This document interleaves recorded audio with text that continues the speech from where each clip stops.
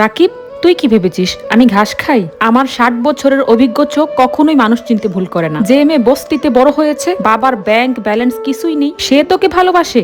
ওরে না রে না, সে ভালোবাসে তোর বাপের এই চৌধুরী ভিলা, ব্যাংক ভর্তি টাকা পয়সা আর তোর মার্সিডিজ গাড়িকে। ওই মেয়ে কখনোই তোকে ভালোবাসে না। আমজাদ চৌধুরী দেশের অন্যতম শিল্পপতি। প্রচন্ড রাগে কাঁপতে কাঁপতে তার হাতের পানির গ্লাসটা সজোরে মেঝেতে আছাড় মারলেন, আর কাচের টুকরো ছড়িয়ে পড়ার সাথে সাথে প্রচন্ড চিৎকার করে তিনি ছেলেকে কথাগুলো বলছিলেন। বাবার এমন অপমানজনক কথা শুনে রাকিবের ফর্সা মুখটা লাল হয়ে গেল। সে তার বাবার চোখের দিকে তাকিয়ে দৃঢ় কণ্ঠে বলে উঠল, বাবা তুমি এত কঠিন, এত দম্ভ তোমার, সারাটা জীবন শুধু লাভ ক্ষতির হিসাব কষে গেলে। তাই আজ নিজের ছেলের ভালোবাসাকেও তোমার কাছে একটা ব্যবসার ডিল মনে হচ্ছে। আমি তোমাকে চ্যালেঞ্জ করে বলতে পারি, নীলা অন্য মেয়েদের মতো নয়। তোমাকে কত করে বলছে একটাবার, জাস্ট একটাবার তার সাথে দেখা করো। তুমি যদি একবার ওর সাথে কথা বলতে, ওকে জানতে, তাহলে বুঝতে যে ও টাকার কাঙাল কোনো মেয়ে নয়। ও প্রচন্ড ভালো একটা মেয়ে। ওর মতো মেয়ে লাখে একটা হয়, আর এরকম মেয়েকে বউ হিসেবে পাওয়া ভাগ্যের ব্যাপার। ছেলের মুখ থেকে এই কথাগুলো শুনে আমজাদ সাহেব একটু হাসলেন, সোফায় গা এলিয়ে দিয়ে বললেন, বাবারে তুই তো জানিস না যে আমার কত শত্রু বাইরে ওত পেতে আছে আমার টাকা পয়সা ধন দৌলত সবকিছু খুবলে খুবলে খাওয়ার জন্য। আমি জানি না তুই কার না কার পাল্লায় পড়েছিস। আমি কিভাবে পারি এত বড় একটা ঝুঁকি নিতে, যেখানে তুই আমার একমাত্র ছেলে।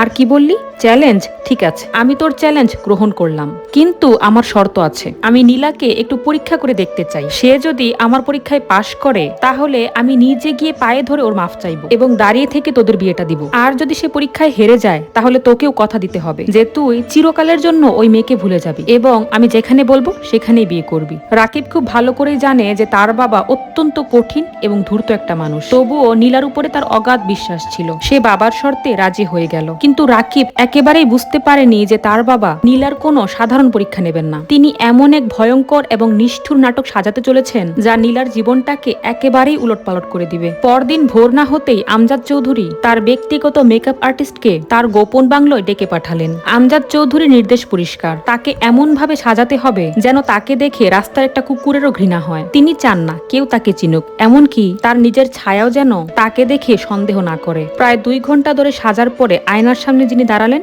তিনি আর আমজাদ চৌধুরী নন। গায়ের রং কালচে তামাটে, মুখে বসন্তের দাগ, মাথায় উস্কো খুস্কো জট পাকানো চুল, এক চোখের কোণে দগদগে ঘা, আর গায়ে চটের বস্তার মতো এক নোংরা আলখেল্লা। এক পায়ে জুতো আছে আর অন্য পায়ে নেই। আর গা থেকে প্রচন্ড দুর্গন্ধ বের করার জন্য এমন এক রাসায়নিক স্প্রে ব্যবহার করা হলো যা নাকে গেলে যে কেউ বমি করে দেবে। আমজাদ সাহেব তার পার্সোনাল অ্যাসিস্ট্যান্টকে ডেকে বললেন, আমার সব ক্রেডিট কার্ড, ফোন, ঘড়ি লকারে রেখে দে। পকেটে শুধু 10 টাকার কয়েকটা ছেঁড়া নোট থাকবে। আমি আজ থেকে কয়েকদিন রাস্তার ভিখারি, নাম আমার মজনু। তুই আমাকে দূর থেকে ফলো করবি, কিন্তু মরে গেলেও কাছে আসবি না। শুরু হলো এক কোটিপতির রাস্তার জীবন। আমজাদ সাহেব জানতেন যে নীলা প্রতিদিন সকালে কলেজ গেটের সামনে দিয়ে টিউশনিতে যায়। তিনি ঠিক করলেন প্রথম আঘাতটা ওখানেই করবেন। কলেজ গেটের সামনের ফুটপাত সকালের অন্যতম ব্যস্ত সময়। সবাই ছুটছে যার যার গন্তব্যে, কিন্তু ভিখারির বেশে আমজাদ সাহেব রাস্তার কাদা পানির মধ্যে বসে আছেন। তার সামনে দিয়ে শত শত মানুষ হেঁটে যাচ্ছে। কেউ কেউ তাকে লাথি দিয়ে সরিয়ে দিচ্ছে, কেউ বা ঘৃণায় থুতু ছিটাচ্ছে। আমজাদ সাহেব, যিনি এসি ছাড়া এক মুহূর্ত থাকতে পারতেন না, তিনি আজ রোদে পুড়ে বৃষ্টিতে ভিজে একাকার। কিন্তু তার চোখ শুধু খুঁজছে নীলাকে। অবশেষে নীলা এলো। তার পরনে খুব সাধারণ সুতির সালোয়ার কামিজ আর কাঁধে একটা ভারী ব্যাগ। আমজাদ সাহেব পরিকল্পনা মাফিক কাজ শুরু করে দিলেন। নীলা যখন তার খুব কাছে, তখন তিনি ইচ্ছে করেই তার হাতের লাঠিটা নীলার পায়ের ফাঁকের মধ্যে ঢুকিয়ে দিলেন। নীলা হোঁচট খেয়ে প্রায় পড়েই যাচ্ছিল, কিন্তু নিজেকে সামলে নিল। সাধারণ কোনো মেয়ে হলে হয়তো ভিখারিটাকে একটা গালি দিত, নতুবা চর মারত, আর কিছু না হলেও অন্তত একটা ঝাড়ি দিত। কিন্তু আমজাদ সাহেব দেখলেন নীলা নিচু হয়ে তার লাঠিটা তুলে দিল এবং বলল, চাচা আপনি কি চোখে কম দেখেন? আপনি কোনো ব্যথা পাননি তো?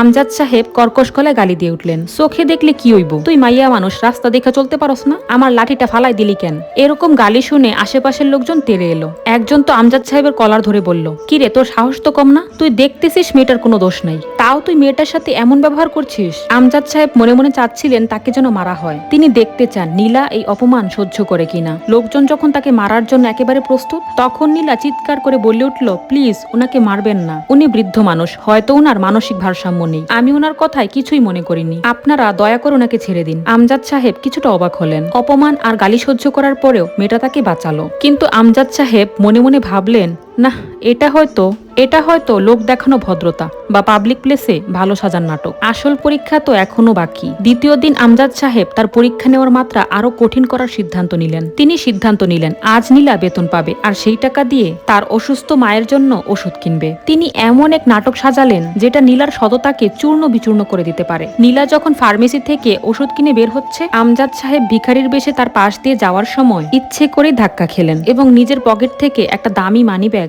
যা তিনি আগেই জোগাড় করে রেখেছিলেন, নীলার ব্যাগের চেইন খোলা অবস্থায় তার ভেতরে ফেলে দিলেন। এরপর তিনি চিৎকার শুরু করে দিলেন, চোর চোর, আমার মানি ব্যাগ চুরি করেছে এই মেয়ে, আমার সারা জীবনের জমানো টাকা। রাস্তার মানুষ একেবারে জড়ো হয়ে গেল। আমজাদ সাহেব মাটিতে গড়াগড়ি দিয়ে কান্না করছেন, ও ভাই গো, আমি ভিখারি হতে পারি, কিন্তু আমার সারা জীবনের জমানো টাকা আমি এই ব্যাগেই রেখেছিলাম চিকিৎসার জন্য। এই ভদ্রবেশী মাইয়া আমার সব নিয়ে গেল। জনতা প্রচন্ড ক্ষেপে গেল। নীলা ভয়ে কাঁপছে আর বারবার বলছে আমি নেইনি, আমি নেইনি। কিন্তু উত্তেজিত জনতা তার ব্যাগ চেক করতে চাইল। নীলা যখন ব্যাগ খুললো তখন সবার সামনে সেই মানি ব্যাগটা বের হয়ে এলো। এই তো প্রমাণ হাতে নাতে ধরা। একটা যুবক চিৎকার করে উঠলো। কয়েকজন মহিলা নীলাকে চর মারার জন্য এগিয়ে এলো। নীলা তখন অঝোর ধারায় কান্না করছে। সে অপমানে কুকড়ে গেছে। আমজাদ সাহেব ভাবলেন যে এইবার নিশ্চয়ই মেয়েটা ভেঙে পড়বে, অথবা বাঁচার জন্য ভিখারিকে উল্টো চোর সাজাবে। কিন্তু ঠিক সেই মুহূর্তে নীলা যা করলো তা দেখে আমজাদ সাহেবের বুকের ভেতরটা কেঁপে উঠল।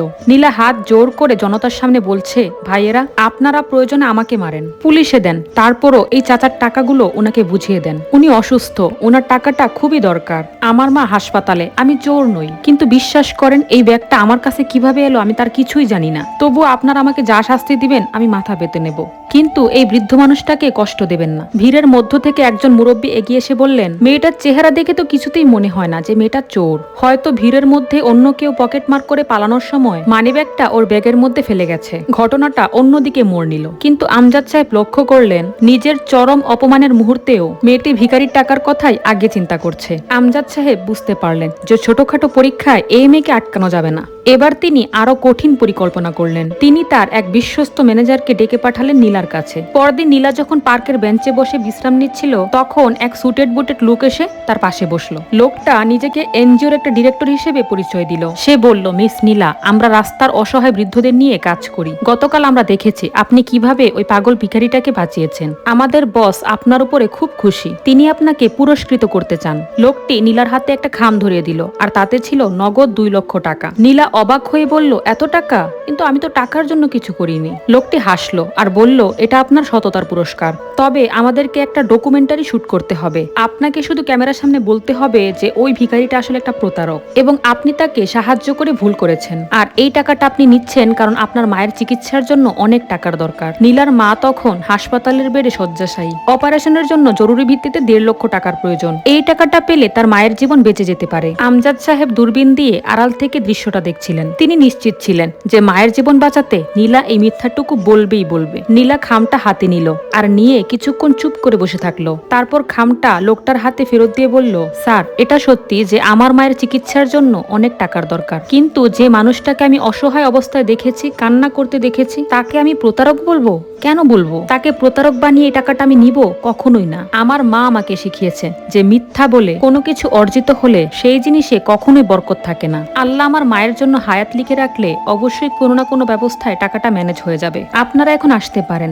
আমজাদ সাহেব নিজের কানকে বিশ্বাস করাতে পারছিলেন না। সামনে টাকার এত বড় একটা বান্ডেল, আর পাশে মায়ের জীবন মরণ অবস্থা। এটা দেখেও মেয়েটা একটাবারের জন্য মিথ্যার আশ্রয় নিল না। তার মনের ভেতরের সন্দেহের দেওয়ালটা ধীরে ধীরে ভাঙতে শুরু করলো। আমজাদ সাহেব সিদ্ধান্ত নিলেন যে এটাই শেষ পরীক্ষা। যদি এতেও নীলা জিতে যায় তাহলে তিনি হার মেনে নেবেন। এবার তিনি নিজেই অসুস্থতার বান করবেন, আর সেটা হবে ভীষণ সিরিয়াস। নীলা একদিন কলেজ থেকে ফেরার পথে দেখলো সেই ভিখারি চাচা অর্থাৎ আমজাদ সাহেব রাস্তার পাশে নর্দমার ধারে পড়ে আছে, আর মুখ দিয়ে ফেনা বের হচ্ছে, শরীরটা কাঁপছে। আশেপাশের মানুষ নাকি রুমাল দিয়ে চলে যাচ্ছে। নীলা দৌড়ে গেল আমজাদ সাহেবের কাছে। তিনি গুঙাতে গুঙাতে বলছেন, মা, পানি, কলিজাটা ঝুলে গেল। নীলা কোনো কিছু না ভেবেই একটা রিক্সা ডাকলো, কিন্তু কোনো রিক্সায় এত নোংরা এবং মরণাপন্ন ভিখারিকে তুলতে চাইল না। নীলা তখন বাধ্য হয়ে নিজের ওড়না দিয়ে আমজাদ সাহেবের গা মুছে দিল এবং দ্বিগুণ ভাড়া দিয়ে একটা সিএনজি রেডি করলো। নীলা পাজা কোলে করে আমজাদ সাহেবকে সিএনজিতে উঠালো। হাসপাতালে নেওয়ার পরে যে ডাক্তারকে আগে থেকেই সেট করে রাখা হয়েছিল, সেই ডাক্তার বলে উঠলেন,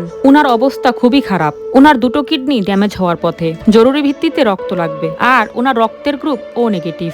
এই রক্ত পাওয়া খুবই কঠিন। ঘটনাক্রমে নীলার রক্তের গ্রুপও ও নেগেটিভ ছিল। নীলা ডাক্তারকে বলল, আপনি আমার শরীর থেকে রক্ত নিন। নীলা রক্ত দিল। আমজাদ সাহেব বেডে শুয়ে শুয়ে সব মিটমিট করে দেখছিলেন।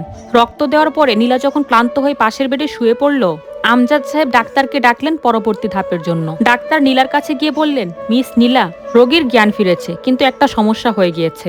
উনার চিকিৎসার জন্য তো অনেক টাকার দরকার। আপনি কি সেই টাকা এফোর্ড করতে পারবেন? যদি পারেন তাহলে বলুন। নীলা বলে উঠল, আসলে ডাক্তার, আমার মাও শয্যাশায়ী, তিনিও প্রচন্ড অসুস্থ, তার চিকিৎসার জন্য অনেক টাকার দরকার, আমি তো সেটাই ম্যানেজ করতে পারছি না। তখন ডাক্তার বলে উঠলেন, একটা উপায় আছে মনে হচ্ছে। একজন লোক কিডনি খুঁজছেন, বিনিময়ে তিনি অনেক অর্থ দিবেন। আমরা যদি এই লোকের একটা কিডনি ওই ভদ্রলোককে দিয়ে দেই, তাহলে উনিও বাঁচবে আর ইনিও বাঁচবে, আর বিনিময়ে আপনি পাবেন নগদ 5 লক্ষ টাকা, যা দিয়ে আপনার মায়ের চিকিৎসাটাও হয়ে যাবে। উনি ভিখারি মানুষ, একটা কিডনি থাকলেই কি আর না থাকলেই কি, বেঁচে থাকতে পারলেই তো হলো, কেউ তো আর ওনার খোঁজ নিতে আসবে না। এটা ছিল আমজাদ চৌধুরীর সর্বশেষ এবং কঠিন ফাঁদ। তিনি দেখতে চাইলেন নীলা কি তার মায়ের জন্য একজন অসহায় ভিখারির অঙ্গহানি করতে চায় কিনা। নীলা ডাক্তারের দিকে আগুনের দৃষ্টিতে তাকালো। সে দুর্বল শরীর নিয়ে উঠে দাঁড়িয়ে বলল, ডাক্তার সাহেব, আপনাকে আমি ভালো মানুষ মনে করেছিলাম, কিন্তু আপনি তো কসাই। তার কিডনি বিক্রি করে আমি আমার মায়ের চিকিৎসা করব? ছি, এটা আপনি কিভাবে ভাবতে পারলেন? আর আপনার সাথে কি এই জিনিসটা যায়? কেন, ভিখারি হয়েছেন বলে তিনি কি মানুষ না? তার কি জীবনের কোনোই মূল্য নেই? আপনার ভাগ্য ভালো যে এখনো পর্যন্ত আমি পুলিশ ডাকিনি। ওনার চিকিৎসার সব খরচ আমি দেব, দরকার পড়লে ভিক্ষা করব। তবুও ওনার কোনো ক্ষতি হোক সেটা আমি চাই না। উনি তো আমার বাবার মতো, আমার বাবার বয়সী একজন মানুষ। এই কথা শোনার পরে আমজাদ চৌধুরী আর শুয়ে থাকতে পারলেন না। তার দু চোখ বেয়ে জল গড়িয়ে পড়ছে। নীলা যখন ডাক্তারের সাথে কথা বলছিল, তখন পেছনের বেড থেকে ভিখারি উঠে দাঁড়ালেন, কিন্তু তার গলার স্বর আর ভিখারির মতো নেই। তিনি ভরাট এবং গম্ভীর কণ্ঠে বলে উঠলেন, ডাক্তার সাহেব, নাটক বন্ধ করুন। তিনি তার মুখের আলগা দাড়ি টান দিয়ে ছিঁড়ে ফেললেন, মাথায় জট পাকানো পরাচুলো খুলে ফেললেন, মুখের মেকআপ টিস্যু দিয়ে মুছতে মুছতে বেরিয়ে এলো এক পরিচিত এবং আভিজাত্যপূর্ণ চেহারা। নীলা ভয় আর বিস্ময়ে পিছিয়ে গেল। আর ঠিক সেই সময় কেবিনের দরজা খুলে ভেতরে ঢুকলো রাকিব। তার পেছনে আমজাদ সাহেবের ড্রাইভার আর বডিগার্ডরা। রাকিব দৌড়ে এসে নীলাকে জড়িয়ে ধরলো। নীলা, তুমি ঠিক আছো? নীলা তো কিছুই বুঝতে পারছে না, সে ফেল করে তাকিয়ে আছে। আমজাদ সাহেব এগিয়ে এলেন, এখনো তার গায়ে সেই ছেঁড়া পোশাক, ব্যক্তিত্বে তিনি পাহাড় সম। তিনি এসে সরাসরি নীলার পায়ের কাছে বসে পড়লেন। নীলা আতকে উঠে পিছিয়ে গেল। নীলা বলে উঠলো, চাচা, এ কি করছেন? আমজাদ সাহেব কান্না জড়িত কণ্ঠে বলে উঠলেন, মা, আমি চাচা নই, আমি তোমার অযোগ্য শ্বশুর। আমি তোমাকে পরীক্ষা করতে এসেছিলাম, ভেবেছিলাম তুমি আমার টাকার লোভেই আমার ছেলেকে ভালোবেসেছো, তাই এই 7 দিন ধরে আমি তোমাকে তিলে তিলে কষ্ট দিয়েছি, অপমান করেছি, লোভ দেখিয়েছি, কিন্তু তুমি আমাকে প্রতিবারই হারিয়ে দিয়েছো। তুমি শুধু আমার পরীক্ষায় পাশ করোনি মা, তুমি আমাকে এক নতুন জন্ম দিয়েছো। আমার 1000 কোটি টাকার সম্পত্তি দিয়েও তোমার মতো একটা খাঁটি মন কেনা সম্ভব নয়। রাকিব বলে উঠল, নীলা, উনি আমার বাবা। নীলার চোখ দিয়ে তখন গড়গড় করে পানি পড়ছে, কিন্তু সেটা কষ্টের নয়, বরং গর্বের। সে নিচু হয়ে আমজাদ সাহেবের পায়ে হাত দিয়ে সালাম করলো। আমজাদ সাহেব তাকে বুকে জড়িয়ে ধরে বললেন, আজ থেকে এই চৌধুরী ভিলার মালিক আমি বা রাকিব নই, আজ থেকে তুমি এই বাড়ির সব। আর আজ থেকে তোমার মায়ের সব চিকিৎসার দায়িত্ব আমার। শুধু চিকিৎসা নয়, তাকে আমি আমার বোনের মর্যাদা দেব। হাসপাতালের করিডোরে তখন এক অভাবনীয় দৃশ্য। শত শত মানুষের সামনে এক ভিখারি বেশধারী কোটিপতি তার ছেলের বউয়ের হাত ধরে হাঁটছেন। আমজাদ সাহেব ঘোষণা করলেন, রাকিব আর নীলার বিয়ে হবে শহরের সবচেয়ে বড় ইভেন্ট, যেখানে কোনো যৌতুক বা আড়ম্বর থাকবে না, বরং বিয়ের পুরো খরচ দিয়ে হাজার হাজার অসহায় মানুষের চিকিৎসা করানো হবে, ঠিক যেমনটা নীলা চেয়েছিল। এই গল্পটি আমাদের শেখায়, মানুষের পরিচয় পোশাকে নয়, মানুষের পরিচয় তার ব্যবহারে, তার সততায়। আমজাদ চৌধুরী ছদ্মবেশে পরীক্ষা নিতে গিয়ে নিজেই তার জীবনের সবচেয়ে বড় পাঠ শিখে ফিরলেন। আর নীলা প্রমাণ করলো, সততা আর ভালোবাসা থাকলে পৃথিবীর কোনো শক্তি মানুষকে অপমানিত করতে পারে না।